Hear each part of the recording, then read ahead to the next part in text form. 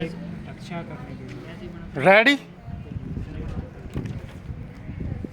Start. उपसभापति महोदय, यह बिल विरोध नहीं समर्थन के लायक है और मैं तो यह कहूँगा कि देर आयद दुरुस्त आयद, लेकिन हमारे मित्रों ने कुछ बातें बताईं। जैसा कि भूपेश जी ने बताया कि जो आपने रजिस्ट्रेशन के लिए समय दिया है और नए कराने के लिए दंड निर्धारित किया है वह उपयुक्त नहीं है। वैसे उनका भी संशोधन नहीं है और मेरा भी संशोधन नहीं है, लेकिन मैं माननीय मंत्री महोदय से आग्रह करूंगा कि यह एक विचारणीय बात है। बात छोटी है लेकिन विचारणीय है, क्योंकि जैसा यह छोटा सा बिल है वैसी ही सलाह भी छोटी सी है। लेकिन दूसरी बात जो मैं कहना चाहता हूँ वह यह है कि दवा की क्वालिटी का कोई हिसाब नहीं है। क्वालिटी का हिसाब आप कर भी नहीं सकते हैं। कोई भी उसको तैयार कर रहा है, कहीं भी उसको वह बेच रहा है, तो उनके द्वारा सीधा किसान ठगा जा रहा है। दोनों अर्थ में पैसा भी उसका खर्च हो रहा है और जिस काम के लिए वह पैसा खर्च करता है वह काम भी उसका नहीं होता है। इसलिए इस बिल में कौन सा प्रावधान आप कर रहे हैं जिससे सही दवा सही दाम में किसानों के पास पहुंच सके। मैं माननीय मंत्री महोदय से यह जानना चाहूँगा कि आप जिस उद्देश्य से इस संशोधन विधेयक को लाए हैं उसका सचमुच में कारगर असर किस प्रकार से पड़ेगा। एक बात मैं कहना चाहता हूँ, हो सकता है कि आप यह कहें कि यह तो राज्य सरकार के अधीन है।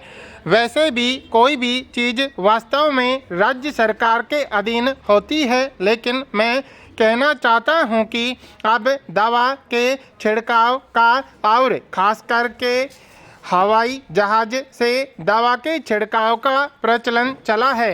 वह जितना कारगर है उतना ही वह धोखा देने वाला है। हमारे राज्य में इन दवाओं को छिड़कने के लिए जो एक अधिकारी हुआ करते थे, उन्होंने कितने ही लाख की दवा का घपला कर दिया, कितने ही लाख खा गए। उनके ऊपर बहुत मुश्किल से कोई केस चला है। कोई छोटा मोटा आदमी उन पर केस चलाना चाहता है तो मंत्री से लेकर अन्य लोगों को वह पैसे से मिला सकते हैं।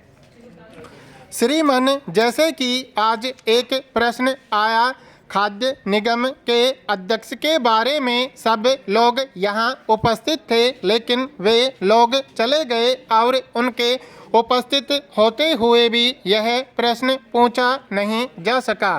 उनके खिलाफ इतना प्रदर्शन हो रहा है लेकिन सरकार कुछ भी करने को तैयार नहीं है। संसद भी कुछ नहीं करती है। न सरकार की ओर से कुछ होता है और न संसद की ओर से कुछ होता है, तो यह किस प्रकार से पता लगाया जाएगा कि जो दवा पानी मिलाकर छिड़क दी गई वह दवा ठीक थी या उसमें पानी ही था। वह दवा तो छिड़क दी गई, इसका तो कोई हिसाब किताब नहीं होता और उसका चार्ज किसानों से हो जाता है।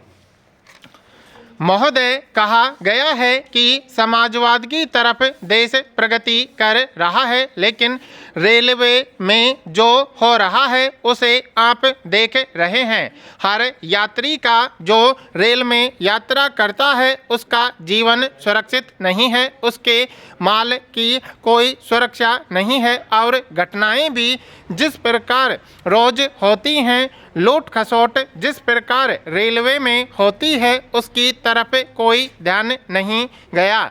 मैं समझता हूँ अब समय आ गया है कि रेलवे को इस निकम्मेपन के लिए यात्रियों पर जो असुविधा हो रही है उनका सामान जो लूट लिया जाता है, सोते हुए उनका सामान लेकर कोई उतर जाता है, कोई सज्जन जा रहा है तो उनकी घड़ी रेलवे में ही छीन ली जाती है। तो इसके लिए क्षतिपूर्ति की व्यवस्था करनी चाहिए और यह व्यवस्था कर में वृद्धि करके नहीं होनी चाहिए, बल्कि सरकार रेलवे प्रशासन में कमी करे। जहां धन व्यय हो रहा है उसमें बचत करे। मैं यह नहीं कहता कि कर्मचारियों को सुख सुविधा न दी जाए, लेकिन जो साधारण देश का नागरिक है उसका भी ख्याल रखा जाए। रेलवे कर्मचारियों को जितना पैसा मिलता है उनको उसे अधिक वेतन मांगने का अधिकार नहीं है। देश में करोड़ों लोग बेकार बैठे हुए हैं, आप उनको काम दीजिए। उसी तनख्वाह पर आज नवयुवक काम करने को तैयार है। आज रेलवे का कर्मचारी जो मांग करता है वह पूरी हो जाती है, उसको सुख सुविधा मिले, उसकी संतानों को रेलवे में नौकरी दी जाए। परंतु मैं कहता हूं कि भारत के करोड़ों निवासी जो रेलवे में काम नहीं करते, आखिर उनकी संतान कहां जाएगी, उनको नौकरी कहां मिलेगी।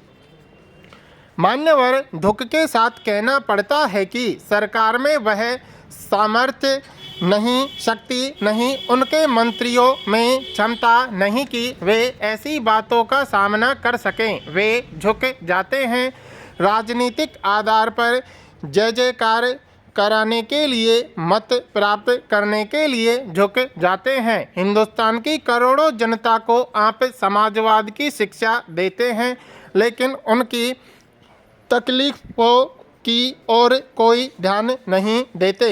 रेलवे में जिस तरह से आज लोग चल रहे हैं वह आप देखते हैं, बोरे की तरह वे लदे रहते हैं, लेकिन रेलवे के मंत्री और कांग्रेस के बड़े बड़े लीडर वातानुकूलित गाड़ी में चलते हैं। यह बड़े शर्म की बात है कि तृतीय श्रेणी में साधारण यात्री के बैठने की जगह तक नहीं है, उसकी कोई व्यवस्था आप नहीं कर पाए। क्या यही समाजवाद का नाम है? आप समाजवाद का नाम लेकर रेल के किराए में बढ़ोतरी नहीं कर सकते, आपको इसका कोई नैतिक अधिकार नहीं है, जबकि रोज ब रोज दुर्घटनाएं हो रही हैं और कर्मचारियों पर कोई रोक नहीं है। आए दिन हमारे वामपंथी नेता जो समाजवाद का नाम लेते हैं रेलवे बोर्ड की निंदा कर रहे हैं। मैं पूछना चाहता हूं, आखिर इसमें कौन बैठा है? उसके कर्मचारी हैं, रेल भवन बनाए बैठे हैं।